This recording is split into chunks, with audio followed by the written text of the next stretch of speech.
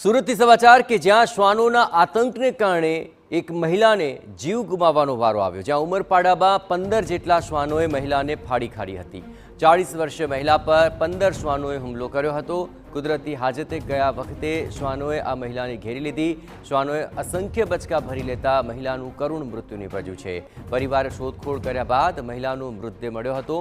ઉમરપાડા તાલુકાના જોડવાન ગામની આ ઘટના છે। વધુ વિગતે વાત કરવા જોડાઈ રહ્યા છે ટીવી9 સંવાદદાતા મેહુલ ભોકડવા। મેહુલ, આ શ્વાનોને કારણે આ મહિલાનું મૃત્યુ નીપજ્યું છે, શું વિગતો મળી રહી છે હાલ?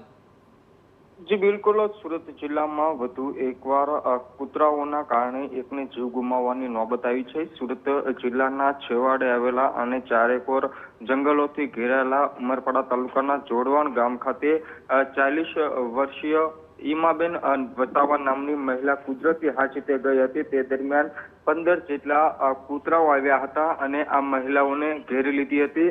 મહિલાઓ પર અસંખ્ય બચકાઓ ભરી ગંભીર ઈજાઓ પહોંચાડી મહિલાને મોતને ઘાટ ઉતારી દીધી હતી।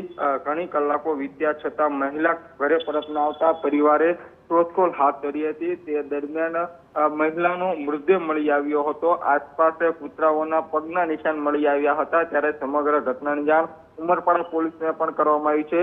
જે રીતની ઘટના બની છે જેને લઈને સ્થાનિકોમાં ફફડાટ જોવા મળી રહ્યો છે।